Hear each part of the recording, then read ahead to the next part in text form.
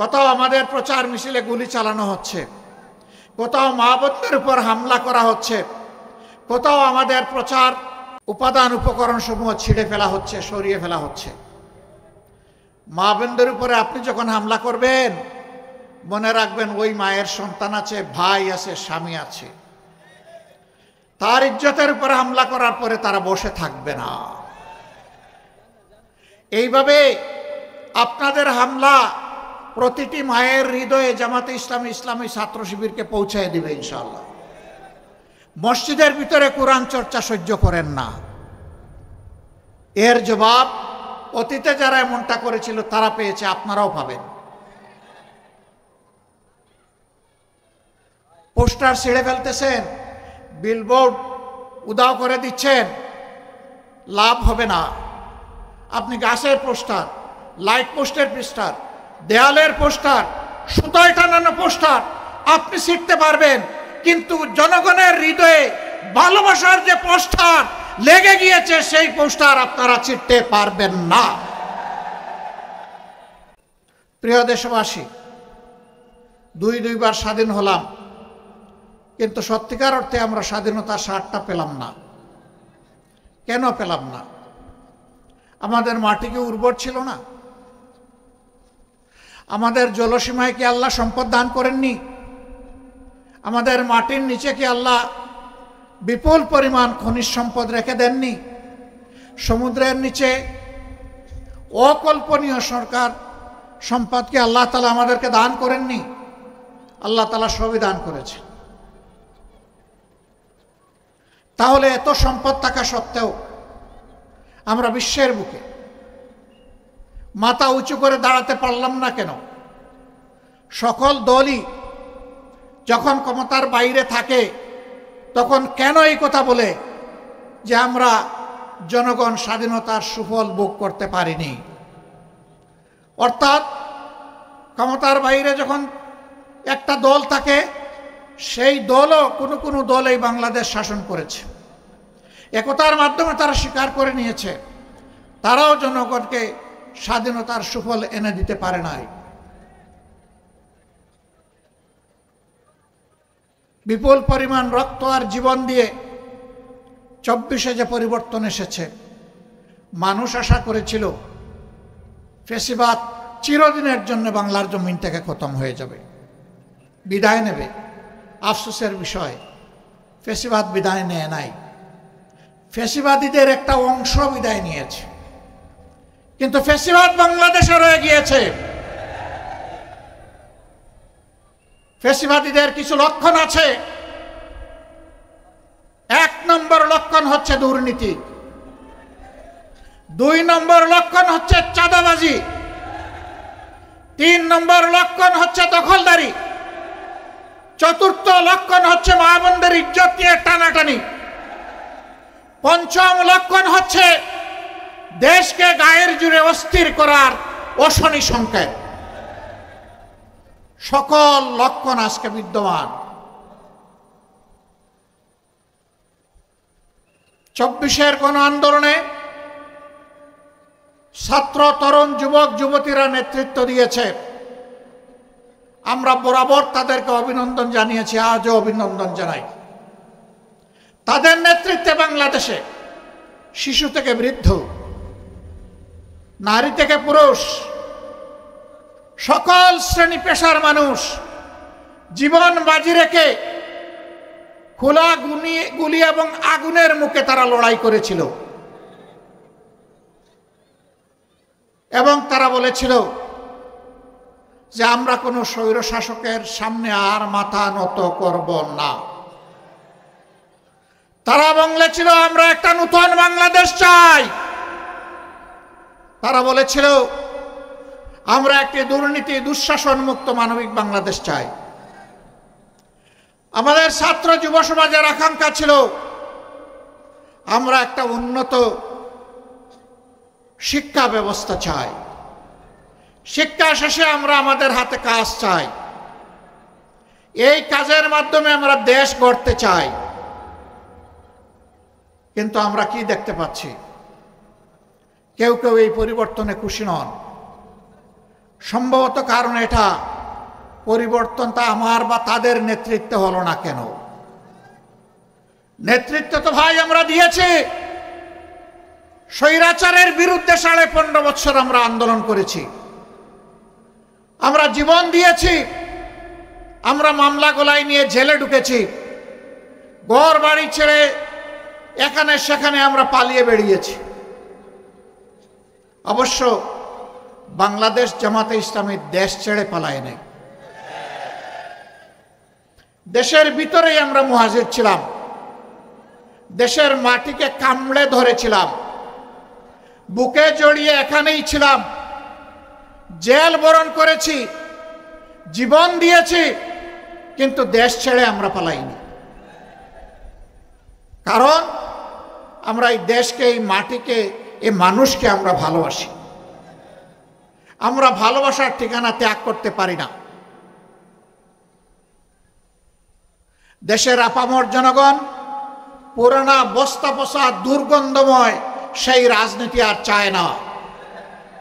এই রাজনীতির আমূল পরিবর্তন চায়, সংস্কার চায়, নতুন বাংলাদেশ দেখতে চায়। নতুন বাংলাদেশ পুরাতন ফর্মুলায় আর চলবে না ইনশাআল্লাহ। নতুন বাংলাদেশ চলবে নতুন ফর্মুলায়। সেই নতুন ফর্মুলাটা কি? সেই ফর্মুলা হচ্ছে আগামীতে জনগণ আর কোনো দলের পক্ষপাত দুষ্ট কোনো সরকার দেখতে চায় না। জনগণ দেখতে চায় জনগণের সরকার, যেই সরকার, সরকারের প্রত্যেকটি নিয়োজিত ব্যক্তি নিজের জন্য চিন্তা করার আগে জনগণের স্বার্থ নিয়ে ভাববে, জনগণের স্বার্থ জনগণের হাতে তুলে দেওয়ার পরে জনগণের অংশ হিসাবে সেও তার অংশ ভোগ করবে। যেই সরকার জনগণের ভাগ্যের পরিবর্তনের কথা বলে জনগণের সাথে প্রতারণা করে নিজের ভাগ্যের পরিবর্তন করবে না,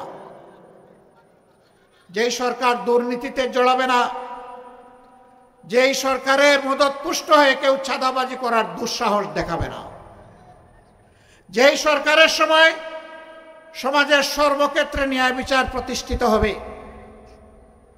নারী পুরুষ সকলেই সম্মানের সাথে শান্তিতে এই সমাজে বসবাস করে উন্নয়নের গর্বিত অংশীদার হবে, ভূমিকা রাখবে। পুরুষরাও রাখবে, নারীরাও রাখবে, নিরাপত্তা এবং সম্মানের সাথে রাখবে। এই নতুন ব্যবস্থাপনা বাংলাদেশের জনগণ দেখার জন্য মুখিয়ে আছে। আগামী ফেব্রুয়ারিতে রোজার পূর্বে যে নির্বাচন ইনশাআল্লাহ অনুষ্ঠিত হবে, সেই নির্বাচনে জনগণ যাদের কর্মসূচি সমর্থন করে, যাদের বক্তব্যে আস্থা রেখে তাদেরকে বাছাই করে নেবে, আমরা তাদেরকে অভিনন্দন জানানোর জন্য এখন থেকে প্রস্তুতি নিচ্ছি। যদি আমাদের দলকে জনগণ বেছে নেয়, আমরা সকল রাজনৈতিক দল এবং শক্তিকে আহ্বান জানাবো, আপনারাও আমাদেরকে সমর্থন দিবেন, অভিনন্দন জানাবেন এবং আপনাদেরকে সাথে নিয়েই আমরা দেশ গড়ব ইনশাআল্লাহ। কেউ কেউ ইতিমধ্যে বলেছেন তারা ফ্যাসিবাদ বিরোধী সকল দলকে সাথে নিয়ে যদি তারা নির্বাচিত হন তাহলে সরকার গড়বেন ইল্লা জামাতে ইসলামী, জামাতে ইসলামী ছাড়া। আমরা তাদেরকে বিনয়ের সাথে বলবো, জনগণ যদি মহান আল্লাহর ইচ্ছায় আমাদেরকে নির্বাচিত করে ইনশাআল্লাহ আমরা আপনাদেরকেও বাদ দিব না, সবাইকে সাথে নিয়ে আমরা দেশ গড়ব ইনশাআল্লাহ। আমরা বিভক্ত জাতি আর দেখতে চাই না। জাতিকে যারা বিভক্ত করে তারা জাতির দুশ্মন। আমরা ওই দুশ্মনের রাজনীতির চাষ আর বাংলাদেশে হতে দিব না। কিছু লোক প্রপাগান্ডা ছড়ায়, জামাতে ইসলামী তো কোনোদিন সরকার চালায় নাই, এখন এই সংকটময় মুহূর্তে যদি জনগণ জামাতকে ভোট দিয়ে সরকার গঠনের সুযোগ দেয় তাহলে তাদের তো অভিজ্ঞতা নাই, তারা দেশ চালাবে কেমনে? হ্যাঁ, আমরা স্বীকার করি আমাদের অভিজ্ঞতা নাই, কোন অভিজ্ঞতা নেই জানেন? জনগণের সম্পদ চুরি করার অভিজ্ঞতা আমাদের নেই। দলীয় কর্মীদেরকে দিয়ে চাঁদাবাজি করার অভিজ্ঞতা আমাদের নেই। শিক্ষা প্রতিষ্ঠানগুলোতে গণরুম কায়েম করে টর্চার সেল গঠনের অভিজ্ঞতা আমাদের নেই। সর্বপর্যায়ে মাথা থেকে পায়ের পাতা দুর্নীতি করার অভিজ্ঞতা আমাদের নেই।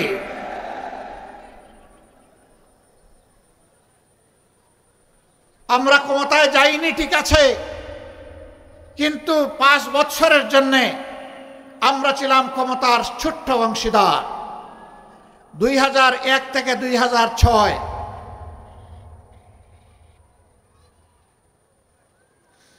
সেই সময় সরকারের স্টিয়ারিং যাদের হাতে ছিল তারা দেশকে সুশাসন দিতে ব্যর্থ হয়েছিলেন। সেই সময় দেশ 4 বার দুর্নীতিতে বিশ্ব চ্যাম্পিয়ন হয়েছিল, কিন্তু মাহবুদের অশেষ মেহেরবানি বাংলাদেশ জামাতে ইসলামীর সেই সময়কার সম্মানিত আমিরে জামাত, সেক্রেটারি জেনারেল, এই 2 জন মন্ত্রী ছিলেন। 3টা মন্ত্রণালয়ে তারা সেবা দান করেছেন জনগণকে। তাদের শাসনামল শেষে অনুবীক্ষণ যন্ত্র দিয়ে, টেলিস্কোপ দিয়ে তাদের কোনো দুর্নীতি স্বজনপ্রীতি ছিল কিনা তা আবিষ্কার করার জন্যে বিভিন্ন মহল ঝাঁপিয়ে পড়েছিল। আলহামদুলিল্লাহ, দুর্নীতির একটা সর্ষে দানাও তারা আবিষ্কার করতে পারে নাই। এই 2 মন্ত্রীর 4টা হাতের 20টা আঙ্গুল আল্লাহ তাআলা সম্পূর্ণভাবে পরিচ্ছন্ন রেখেছিলেন। তারা প্রমাণ করেছেন এই 2টার সাথে আরো 10টা মন্ত্রণালয় যদি জামাতে ইসলামের লোকেরা পরিচালনার সেবা দেওয়ার সুযোগ পেতেন তাহলে 12টা মন্ত্রণালয় একই ধরনের পরিচালিত হতো, জনগণ উপকৃত হতো। তাদের এই সাফল্য দেখে যারা দুর্নীতিবাজ, যারা এই দেশের কল্যাণ চায় না, তারা শঙ্কিত হয়ে পড়েছিল। জামাত যদি এইভাবে এগিয়ে যায়, এই দেশে যদি সুশাসন সুবিচার প্রতিষ্ঠিত হয়, দুর্নীতিমুক্ত বাংলাদেশ যদি তৈরি হয়ে যায়, তাহলে সমাজে আর বিভাজনের রাজনীতির এই ব্যবসা চলবে না। সুতরাং যে কোনো মূল্যে জামাতকে বাংলাদেশের রাজনীতি থেকে অস্তিত্বহীন করে দিতে হবে। তারা সেই ষড়যন্ত্র শুরু করেছিলেন। 15.5 বছর ষড়যন্ত্রের বাস্তবায়নে এমন কোনো পদক্ষেপ নেই যা তারা নেননি। কিন্তু তাদের কোনো দুঃশাসনের সামনে, জুলুমের সামনে, অন্যায় আবদারের সামনে মহান আল্লাহ রাব্বুল আলামিন সাক্ষী, বাংলাদেশের 18 কোটি মানুষ সাক্ষী, বিশ্ববাসী সাক্ষী। জামাতে ইসলামীর নেতৃবৃন্দ তো দূরের কথা, সাধারণ একজন সমর্থকও মাথা নত করে নাই। ইসলামী ছাত্র শিবিরের উপর তাণ্ডব চালানো হয়েছে, জীবন কেড়ে নেওয়া হয়েছে, পঙ্গু করা হয়েছে, তাদেরকে গুম করা হয়েছে, কিন্তু ইসলামী ছাত্র শিবির কারো কাছে মাথা নত করে নাই। শিক্ষা প্রতিষ্ঠানগুলো থেকে ইসলামী ছাত্র শিবিরকে নির্মূল বলে ঘোষণা দেওয়া হয়েছে। হ্যাঁ, মুখে মুখে যে ঘোষণা তারা দিয়েছিল, ছাত্র সমাজের বুকে বুকে তার ভিন্ন কিছু তৈরি হয়েছিল, যার প্রমাণ এই 5 আগস্টের বিপ্লব সাধিত হওয়ার পরে ইতিমধ্যে ঢাকা বিশ্ববিদ্যালয় সহ বাংলাদেশের 4টি বিশ্ববিদ্যালয়ে ছাত্র সংসদ নির্বাচন অনুষ্ঠিত হয়েছে। আল্লাহর অসীম মেহেরবানিতে ছাত্র এবং ছাত্রীদের ভালোবাসা সিক্ত হয়ে ইতিহাসের নতুন রেকর্ড তৈরি করে ইসলামী ছাত্র শিবির তারা সফলতা অর্জন করতে সক্ষম হয়েছে। অপপ্রচার করা হয়েছিল ছাত্র শিবির পারবে না, ছাত্র শিবির জিতবে না, ছাত্র শিবির জিতবে ফেসবুকে, বুটে জিতবে অমুক দল, এই অপপ্রচার করা হয় নাই? কেন জিতবে না? বলা হয়েছিল তরুণ যুব সমাজ এদের আদর্শ পছন্দ করে না, এদের কার্যকলাপ পছন্দ করে না, ছাত্রীরা তো একেবারেই না, নস্যি, এই ধরনের অপপ্রচার করা হয়েছিল। সকল অপপ্রচারের মুখে ছাই মেরে ছাত্র সমাজ, ছাত্রী সমাজ প্রমাণ করেছে ছাত্র শিবিরই তাদের আস্থার ঠিকানা।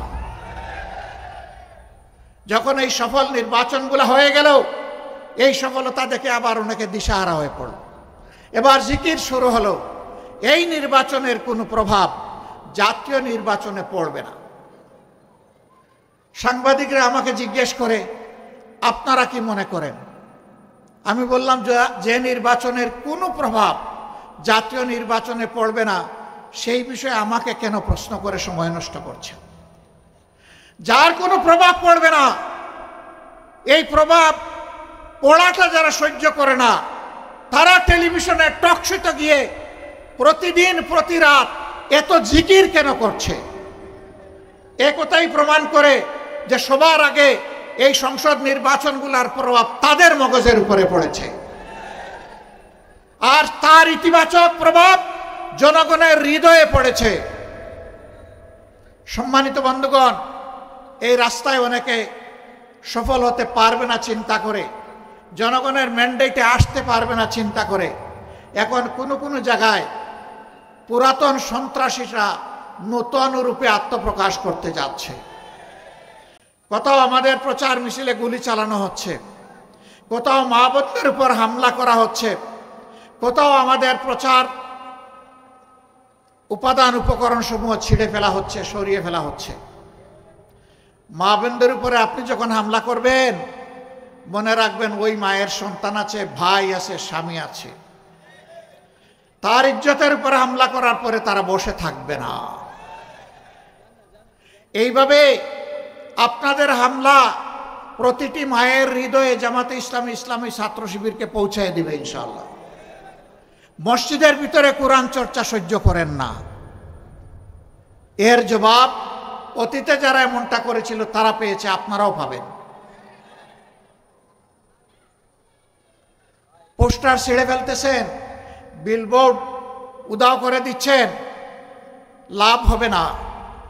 আপনি গাছের পোস্টার, লাইট পোস্টের পোস্টার, দেয়ালের পোস্টার, সুতোয় টানানো পোস্টার আপনি ছিঁড়তে পারবেন, কিন্তু জনগণের হৃদয়ে ভালোবাসার যে পোস্টার লেগে গিয়েছে সেই পোস্টার আপনারা ছিঁড়তে পারবেন না।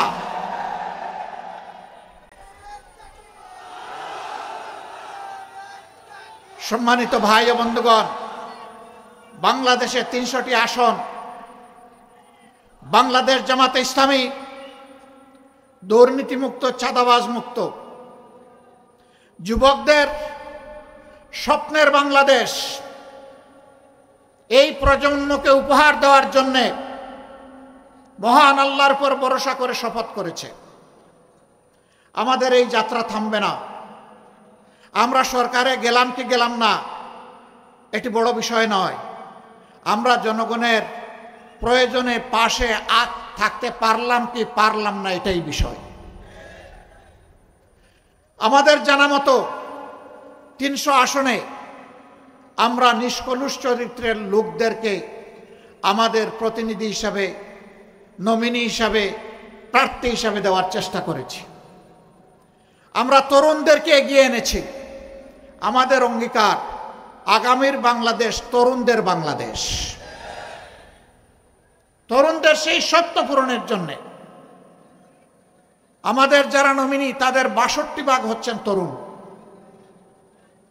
আমরা তাদের হাতে আগামীর সমাজের বাংলাদেশের পতাকা তুলে দিয়েছি। এখন জনগণকে শুধু অনুরোধ করব, আপনারাও তাদের হাতে পতাকাটা তুলে দেন। ১৭ আসনে আমরা যাকে দিয়েছি তিনি একজন চিকিৎসক, তিনি একজন নিবেদিত প্রাণ সমাজসেবক। এই প্রার্থী ঘোষণার পর থেকে হঠাৎ তিনি সমাজসেবক হয়েছেন তা না, তার রক্তে সমাজসেবার নেশা। যেদিন থেকে তার বুঝ বিবেক হয়েছে সেদিন থেকে সে জনকল্যাণে তার নিজেকে নিবেদিত করে রেখেছে। তার জন্মস্থানের জনগণ জানে, যেখানে লেখাপড়া করেছে সেই এলাকার তার সহপাঠীরা জানে, আর এখানে তার বিচরণের ক্ষেত্রে এখন জনগণ হচ্ছে তার সাক্ষী। এটি শুধু খালেদুজ্জামানের নেশা না, এইরকম জনসভা যাদের নেশা এবং পেশা, আগামীর জন্যে আমরা তাদের হাতেই ৩০০টা ফ্ল্যাগ তুলে দিয়েছি।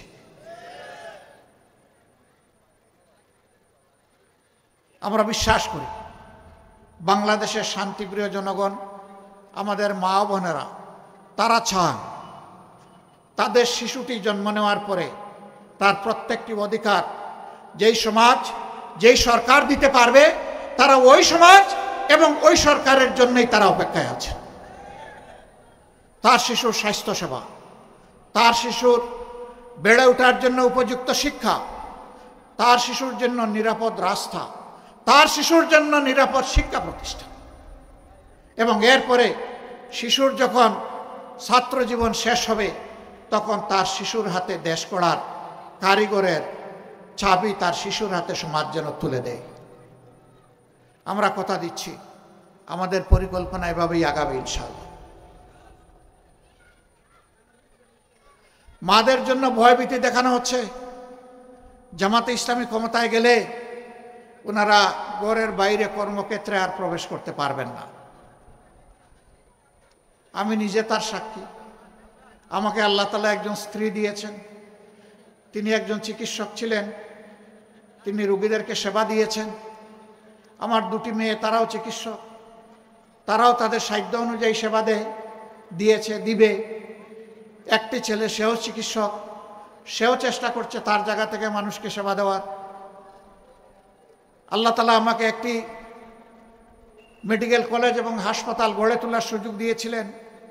সেখানে যেমন নারীরা কাজ করে তেমন পুরুষেরা কাজ করে, যদিও সেই শিক্ষা প্রতিষ্ঠানটা কেবলমাত্র ছাত্রীদের জন্য ডেজিগনেটেড। আলহামদুলিল্লাহ, ওই শিক্ষা প্রতিষ্ঠানে, ওই হাসপাতালে যারা কাজ করে আমি গর্বিত। তারা অনেকে সরকারি চাকরি পেয়ে এখান থেকে একবার চলে গেছে, 4 মাস 1 বছর কাজ করার পরে আবার ফিরে এসেছে। বলে, স্যার আমার চাকরিটাকে ফিরে পাবো? কেন? তুমি তো সরকারি চাকরিতে গিয়েছো, বেটার অপশনে গিয়েছো। মানুষ সরকারি চাকরির জন্য পায়ের জুতা ক্ষয় করে ফেলে, তুমি সেই চাকরি পেয়ে আবার এখানে ফিরে আসবা কেন? কয়, স্যার ওখানে চাকরি আছে, পদ আছে, চেয়ার আছে, ওখানে সম্মান নাই স্যার, আমি সম্মানের জন্য ফিরে আসতে চাই। আমরা আমাদের কর্মচারীদেরকে কর্মচারী হিসাবে দেখি না, আমরা এই প্রতিষ্ঠানের অংশীদার হিসাবে দেখি। তারাও মানুষ, কোনো সময় ভুল করত। আল্লাহর কসম, আমি কখনো একজন পুরুষ কর্মচারীকে আরেকজন মানুষের সামনে কখনো বিচার করি নাই, শাসন করি নাই। একা এনে দরদের সাথে মাথায় হাত দিয়ে কথা বলেছি, তুমি আমার ভাই, তুমি আমার সন্তান তুল্য, তোমাকে এভাবেই দেখতে চাই। এই কাজটা পছন্দ হয় নাই, আশা করি তুমি সংশোধন করে নেব। স্বীকার করে, কাঁদে, ওয়াদা করে। দ্বিতীয়বার তাকে আমার আর শাসনের প্রয়োজন হয় নাই, আলহামদুলিল্লাহ। আর মহিলা হলে তার সাথে আরেকজন মহিলা রাখতাম এবং তাকে আগে ওয়াদা করাইতাম, এখানে যা বলা হবে তার কিছুই বাইরে প্রকাশ করা যাবে না। যদি তুমি প্রকাশ করো, তোমার এই ঠিকানা থাকবে না, এই ঠিকানা থেকে তুমি আউট হয়ে যাবে। ওই মাটাকে, মেয়েটাকে, বোনটাকে একইভাবে দরদ দিয়ে কথা বলতাম। আলহামদুলিল্লাহ, দ্বিতীয়বার আমার শাসনের প্রয়োজন হয়নি। আমি গর্ববোধ করি যে এরা মনে করে এটা তাদের প্রতিষ্ঠান, এটা মনে করে না যে এখানে তারা চাকরি করে। একবার সাংবাদিকরা আমাকে ধরলেন, আপনারা যে বাংলাদেশ গড়বেন সেই বাংলাদেশে মায়েদের কর্মক্ষেত্র কেমন হবে? আমি বললাম, আমি মুখ দিয়ে না বলি, বাস্তবটা দেখে আসেন। ছোট্ট একটা জায়গা, 2500-এর মতো মানুষ এখানে কাজ করে। আপনি তাদের সাথে গিয়ে খোলা মনে কথা বলেন। আপনি আগে জানায়ও যাবেন না, আপনার মতো করে আপনি যাবেন। আপনি সাংবাদিক এটাও পরিচয় দেবেন না, না দিয়ে আপনি সাধারণ মানুষ হিসাবে খোঁজখবর নেন। এরপরে আপনার ইচ্ছা মতো আপনি রিপোর্ট লিখবেন। পত্রিকার প্রতিনিধি গিয়েছিলেন, তিনি এসে তার মতো করে এই রিপোর্ট লিখেছেন। সবাই বলেছে এটাই যদি জামাতে ইসলামীর মডেল হয় তাহলে এই বাংলাদেশটাই আমরা চাই। মা বোনেরা বলেছেন এই বাংলাদেশ আমরা চাই। সম্মানিত ভাই বোনেরা, আমরা কথা দিচ্ছি, আমরা মুখে নয় কর্মের মাধ্যমে ইনশাল্লাহ সকল অপপ্রচারের জবাব দেব। এই সমস্ত অপপ্রচার করে জনগণকে বিভ্রান্ত করার দিন শেষ। কেউ যেন আমরা না ভাবি যে আমি অন্যের চাইতে বেশি জ্ঞানী এবং চালাক। সবাইকে মনে করতে হবে আমার চেয়ে বাকি সব লোক জ্ঞানী এবং চালাক। চালাকি যিনি করবেন দোরা তিনি খেয়ে যাবেন, তিনি পালাতে পারবেন না, জনগণের জালে বন্দী হয়ে যাবেন। আমরা আপনাদের কাছে খোলামেলা আহ্বান জানাতে চাই, আমরা মুখে যা বলি তার যদি বিপরীত আপনারা কিছু আমাদের মাঝে পান, আমাদেরকে সংশোধন করার জন্য পরামর্শ দেবেন। যদি আপনার পরামর্শ দেখেন যে কাজে লাগে নাই, আমাদেরকে ত্যাগ করবেন এবং ঘৃণা করবেন। আর যদি দেখেন আমাদের মধ্যে ভালো কিছু আছে এবং ভুল করলে আপনাদের পরামর্শ আমরা গ্রহণ করি, আমরা অবশ্যই আপনাদের ভালোবাসা পাওয়ার দাবিদার। কারণ আমরা বিশ্বাস করি জনগণ আমাদের চাইতে এই দেশকে কম ভালোবাসে না। এর প্রমাণ বাংলাদেশের জনগণ ইতিমধ্যে দিয়ে ফেলেছে। 5 আগস্ট পরিবর্তন হওয়ার পর 6, 7, 8 বাংলাদেশে কোনো সরকার ছিল না, আমরা ঠিক বললাম। কিন্তু আলহামদুলিল্লাহ বাংলাদেশের জনগণ প্রত্যেকে জিম্মাদার হয়ে দায়িত্ব নিয়ে অপরের জান মাল এবং ইজ্জতের পাহারাদারি করেছে। ব্যাংক লুট হয় নাই, সোনার দোকান লুট হয় নাই, বিভিন্ন বিজ্ঞানাগার লুট হয় নাই, মানুষের বাড়িতে ডাকাতি হয় নাই, চুরি হয় নাই, মানুষের জীবন নিয়ে কাড়াকাড়ি করা হয় নাই। বাংলাদেশের মানুষ প্রমাণ করেছে আপামর জনগণ তাদের দেশকে এবং মানুষকে ভালোবাসে।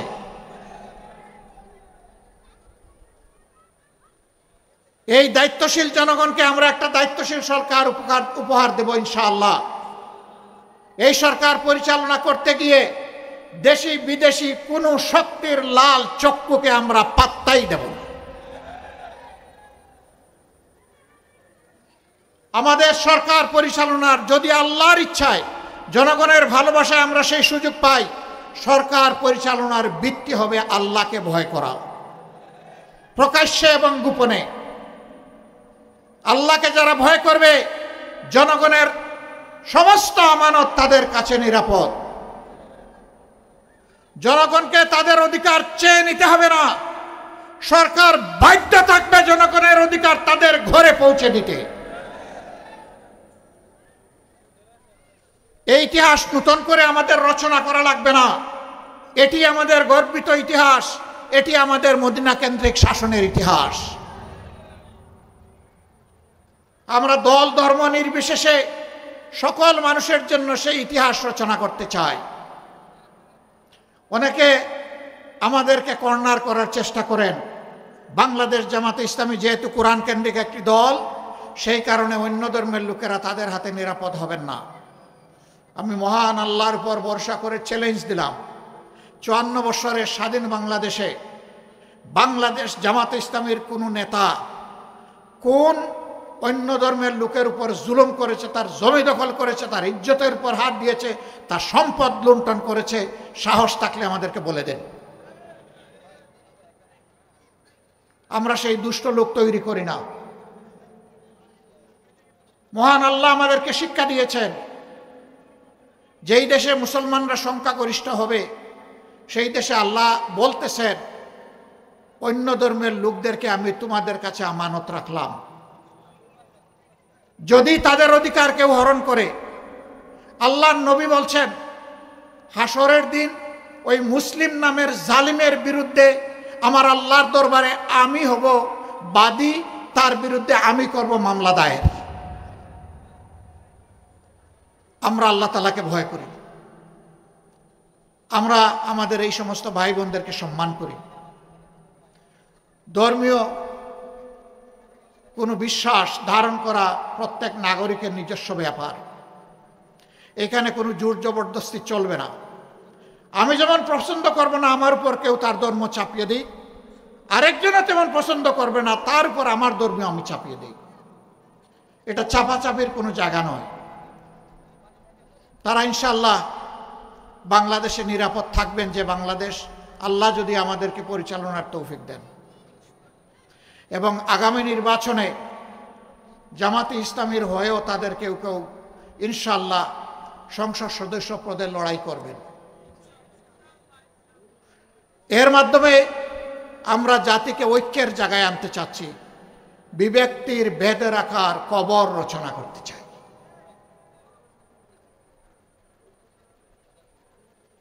সম্মানিত এলাকাবাসী, কথা অনেক হয়ে গেছে। আজকে জুমাবার, আমরা সবাই জুমার নামাজে শরীক হব। যেই কথাগুলো বললাম সেই কথা সাক্ষী হয়ে গেলেন আল্লাহ আর আপনারা। মহান আল্লাহর কাছে তৌফিক চাই এই অঙ্গীকার কথাগুলা যেন আমরা রক্ষা করতে পারি। আমরা কথা দিচ্ছি, বাংলাদেশ পরিচালনার দায়িত্বে যাই অথবা না যাই, দুর্নীতির বিরুদ্ধে আমাদের যুদ্ধ চলবে। কেউ আমাদেরকে থামাতে পারবে না ইনশাআল্লাহ। চাঁদাবাজদের বিরুদ্ধে আমাদের প্রতিবাদ এবং যুদ্ধ অব্যাহত থাকবে। কেউ আমাদেরকে থামাতে পারবে না। দুঃশাসন, অপশাসন, অবিচার, এর বিরুদ্ধেও আমাদের লড়াই অব্যাহত থাকবে। এটাও কেউ আমাদেরকে থামাতে পারবে না। এই লড়াই সময়ে আমরা আপনাদের ভালোবাসা চাই, আপনাদের সহযোগিতা চাই, সমর্থন চাই, পাশে চাই, সাথে চাই। আল্লাহ প্রিয় দেশকে হেফাজত করুন।